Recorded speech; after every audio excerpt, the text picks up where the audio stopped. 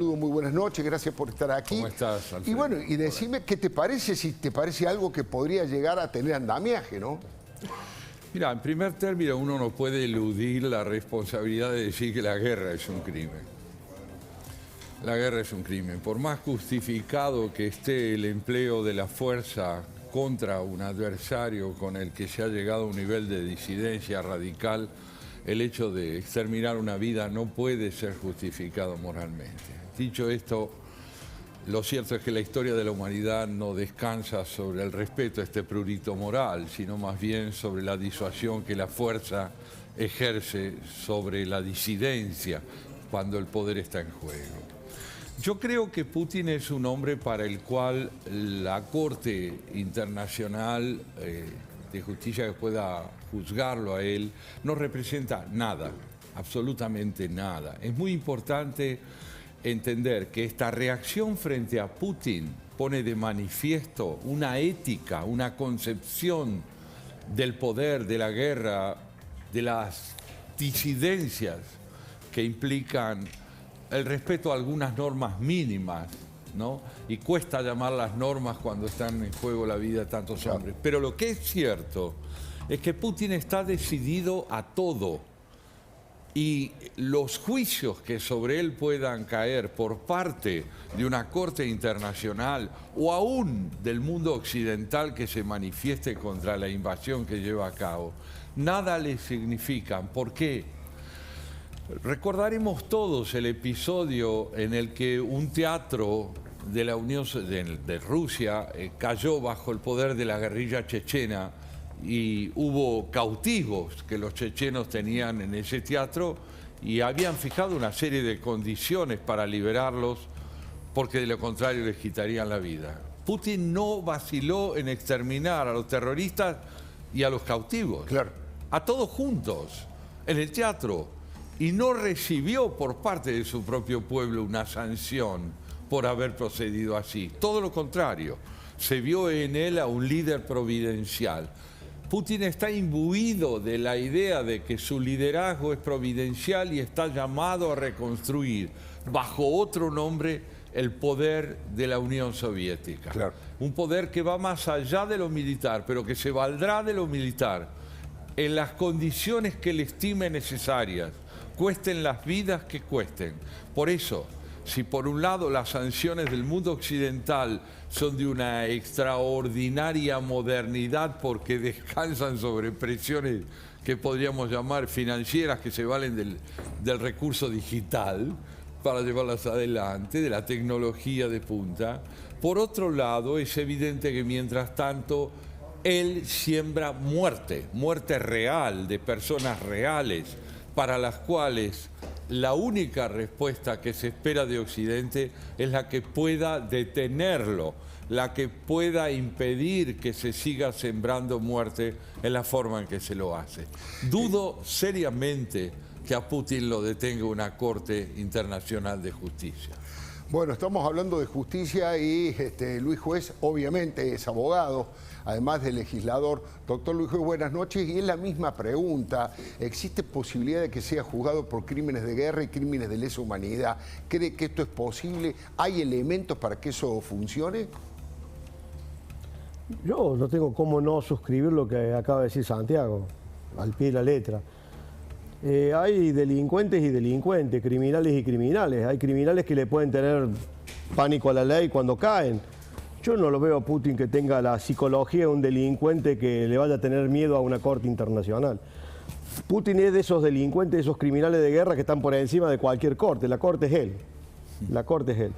Así que me parece bien todos los mecanismos, todo lo que se puede hacer, todos los mecanismos de condena. Pero pensar que un tribunal internacional le va a poner límite a un criminal de guerra como a Putin me parece un acto de ingenuidad manifiesta, ¿no? Si el mundo civilizado, si Occidente cree que con eso le va a llamar la atención y va a frenar semejante locura, le digo, muchachos, vayan pensando en otra herramienta, porque estos criminales eso no los asusta, no tengo ninguna duda, lo digo de mi experiencia como abogado penalista, hay delincuente y delincuente. Pero conociendo la psicología de un tipo como Putin, me parece que él al contrario, debe entender que que eso lo enaltece, lo pone en un lugar inclusive donde lo jerarquiza con su gente. Yo iría pensando otros mecanismos. Occidente va a tener que reaccionar de otra manera, con otra energía, con otra firmeza, con otra contundencia, porque probablemente Occidente no sepa qué tiene que hacer, pero Putin sabe perfectamente lo que está haciendo. No es un improvisado. O sea, juez que no está conforme con el nivel de injerencia que han tenido y la forma en que están castigando a Putin, por ahora solamente, bueno, aportando, sí, en el día de la fecha, Suecia, Finlandia, la propia Alemania han aportado material médico, aviones y en ese sentido, además de las sanciones económicas y financieras, ¿le parece que no es suficiente? ¿Usted está sugiriendo, juez, que debería haber una intervención militar de las fuerzas occidentales? No creo que se pueda apagar un incendio con un balde de nafta. Yo creo que lo que debería la comunidad internacional ser mucho más enérgica. Esto lo viene preparando Putin hace un montón de tiempo. Y la comunidad internacional ha mirado para el costado de una manera. Hay que preguntarle a los ucranianos las veces que vienen pidiendo ellos, vienen pidiéndole a Europa, vienen pidiéndole al mundo. El tipo movilizó 150.000 tipos en lo último y no va a hacer nada, está haciendo ejercicio y esto. Es la historia de Putin. Putin es un tipo entrenado en estas cuestiones y creo que se ha subestimado la capacidad de un criminal.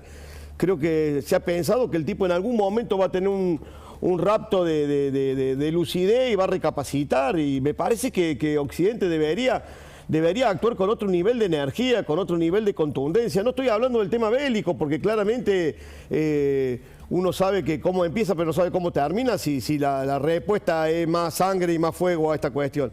Pero claramente deberían.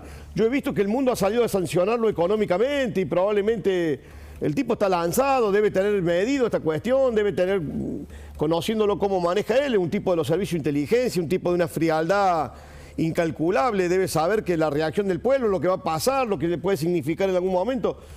Yo no soy un especialista en materia pero creo que la comunidad internacional tiene que reaccionar de otra manera, con una energía. Y cuando digo la comunidad internacional, digo toda la comunidad internacional, ¿no? Todo el mundo civilizado, esté de un lado o del otro, debe poner en evidencia que esto es una locura, porque la verdad es una locura demencial propia de un criminal que no tiene temor a ningún juicio histórico, ¿no? Claramente Putin es de esos tipos que no le tiene miedo a nada. Un dato adicional a lo que dicen respecto de Putin. Vos fíjate que él dentro de Rusia logró una ley de inmunidad o indemnidad para no poder ser juzgado por ningún delito vinculado con la corrupción. Logró también una reforma para poder estar en el poder hasta el año 2036 y eventualmente más. Y además nunca ha sido juzgado por los crímenes que se le atribuyen, ¿no? El del ex espía ruso en Gran Bretaña, el de la periodista que fue acribillada a balazos en su departamento de Moscú y el del propio Navalny, que sobrevivió pero está preso y sigue encarcelado en Moscú. Entonces ya se conoce, digamos, cuál es el ADN criminal de Putin. La comunidad internacional también lo sabe porque son hechos públicos, ¿no?